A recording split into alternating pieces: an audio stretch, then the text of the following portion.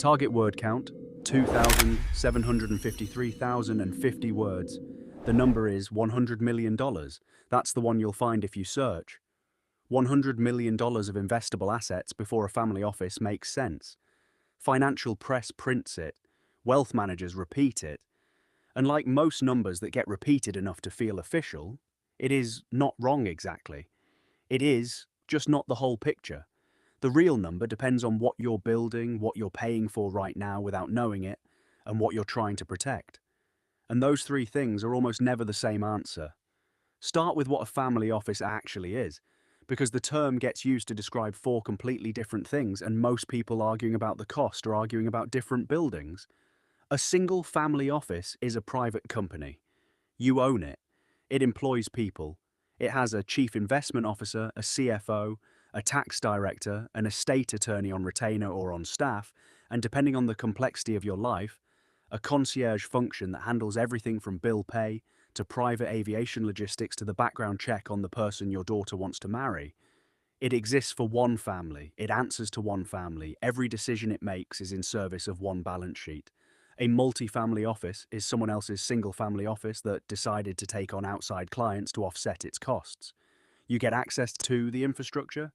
You share it with other families whose names you may never know. The relationship looks similar from the outside. The alignment is different by definition. A virtual family office is a coordination layer. You hire a quarterback, usually a registered investment advisor with a CFO background, and they manage a network of outside specialists. No employees, no lease. The infrastructure is assembled deal by deal, question by question. And then there's what most people actually have when they say they have a family office, which is a wealth management relationship at a private bank or a large RIA that has printed the words family office on a piece of marketing material and charges accordingly.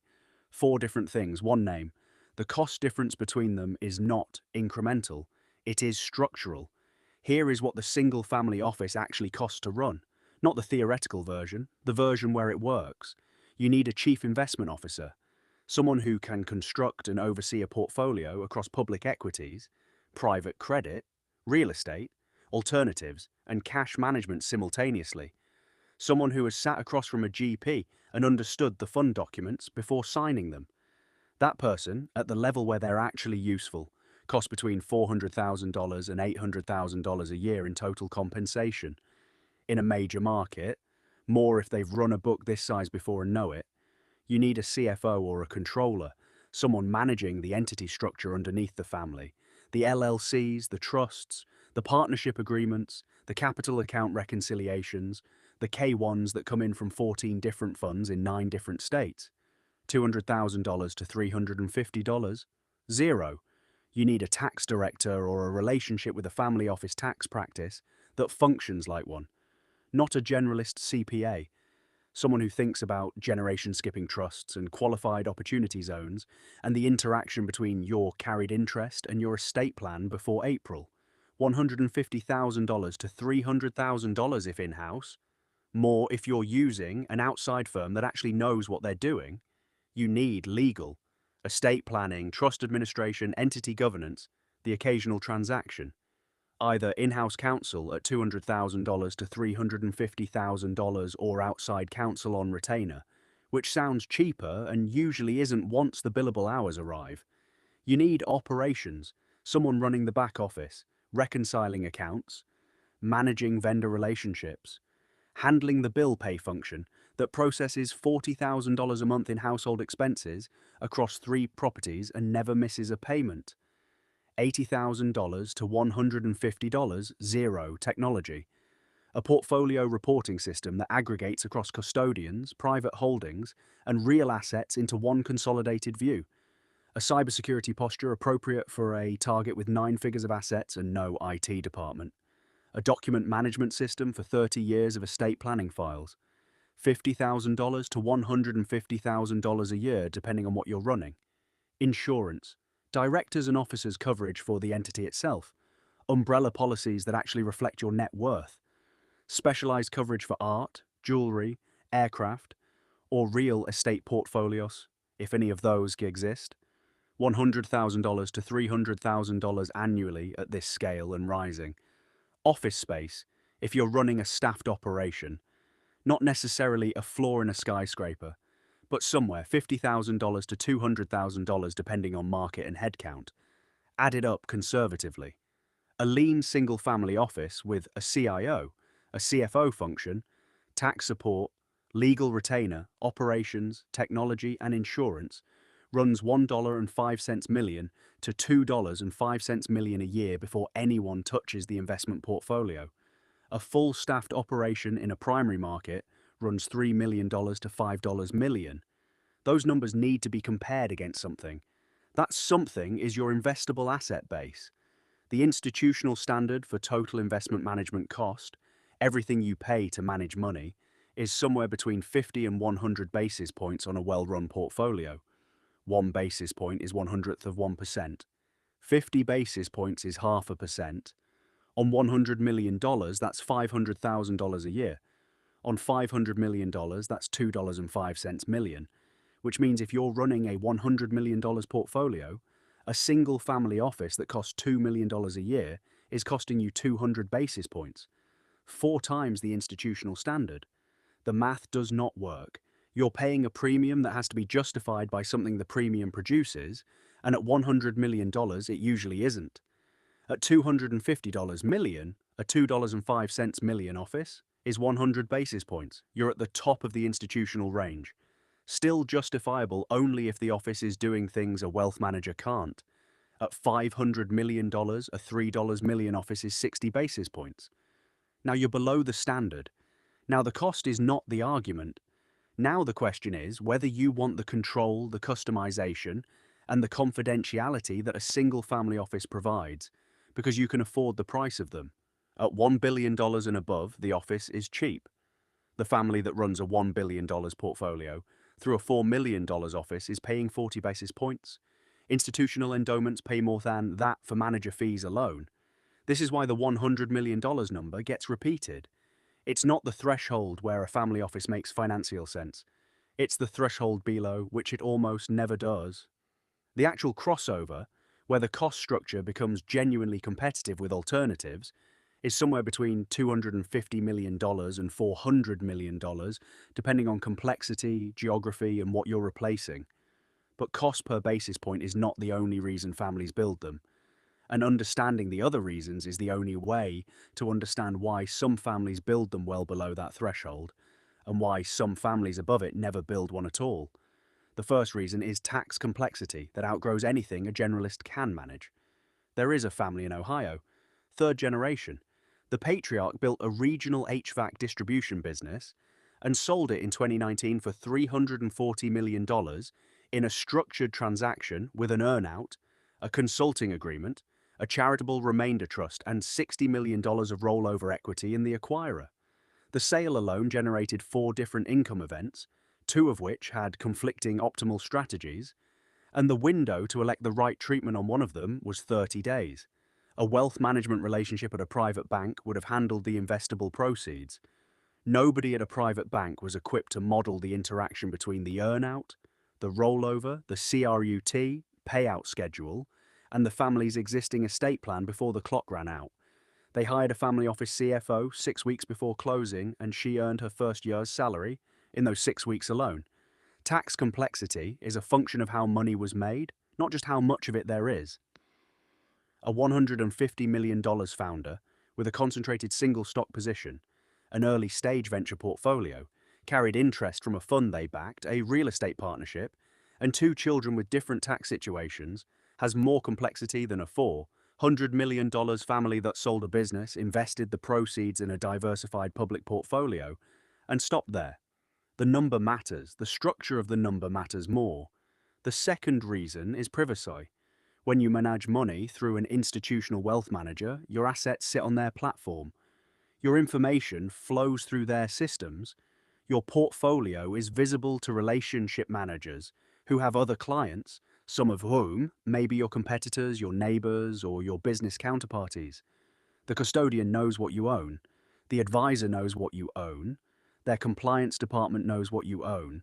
Their technology vendors have access to their systems. A family office, properly structured, narrows that circle dramatically. The CIO knows your complete picture. Two other people inside the office may see pieces of it. Outside that, you choose. For families with significant private business interests, families going through litigation, families where the patriarch or matriarch is a public figure, or simply families where discretion is not a preference but a requirement, the privacy architecture of a single family office is not a luxury, it's the product. The third reason is investment access that doesn't exist at the retail or even private banking level.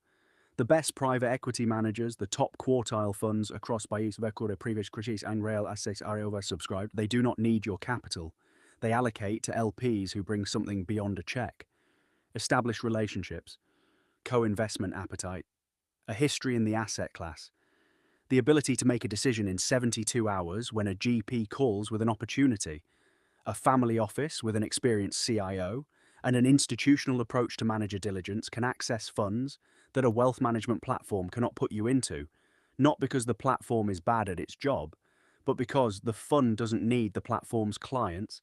That access differential is real, and it compounds. A 200 basis point difference in net returns on a $300 million portfolio over 20 years is not a rounding error. It is a dynasty. Now, the specific failure modes, because families that build family offices incorrectly build them expensively and badly. The first failure is hiring in the wrong order. The CIO gets hired first because the investment portfolio is the visible asset. The CFO and tax director come later, sometimes much later. But the investment decisions the CIO makes in year one have tax consequences that the structure wasn't set up to handle.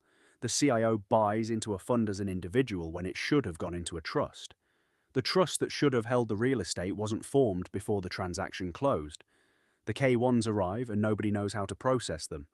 The cost of fixing those errors routinely exceeds the first year's CIO salary. The right order is entity structure and tax architecture first, investment capability second, everything else third.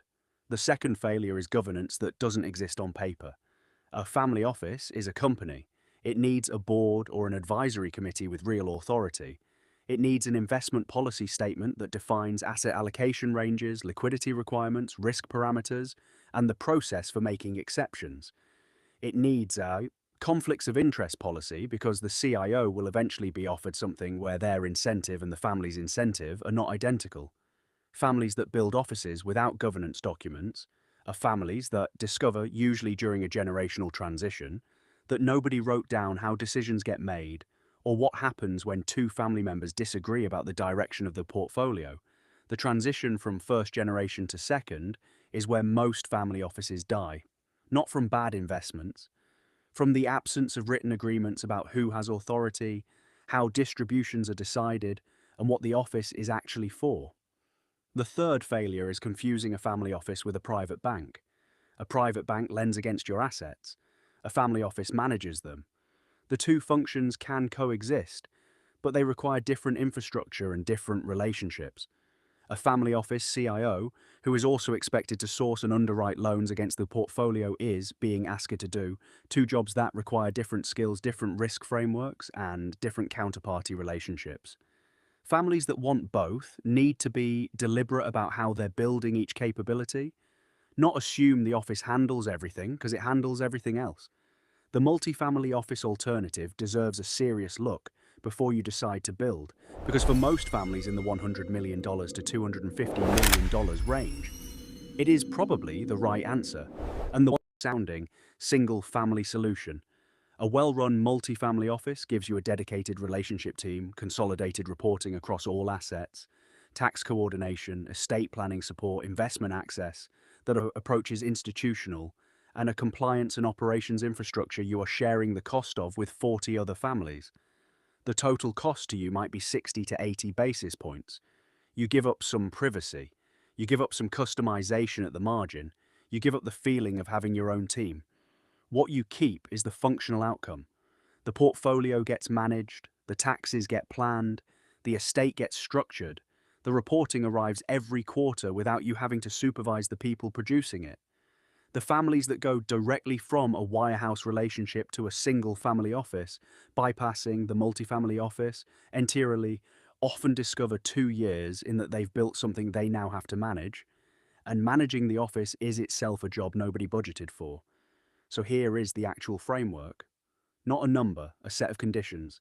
A single family office starts to make sense when your investable assets are above $250 million and growing, when your tax situation has complexity that a dedicated in-house function would handle materially better than an outside firm, when privacy is a non-negotiable requirement rather than a preference, when your investment strategy requires access and relationships that institutional platforms cannot provide, and when you or someone in your family has the appetite to govern the office as a real entity, not treat it as a service that runs itself. Below that threshold, or below that complexity, a multi-family office or a well-chosen REA with genuine family office capabilities will produce almost identical outcomes at a fraction of the build cost and none of the management burden. The $100 million number isn't wrong. It's just answering the wrong question. The right question isn't when can you afford to build a family office? It's when does building one produce a better outcome than the best alternative available to you? And that question has a different answer for every family because the asset base is only one variable. The structure of how the money was made, the tax architecture underneath it, the number of family members with claims on it, the generation it's in, and the complexity of what needs to be managed are all doing equal or greater work. The mahogany desk and the quiet office and the staff who know your name when you call, that part is real. The families who have it earned it not by hitting a number, but by understanding what they were actually buying and building the infrastructure underneath it before they built anything else.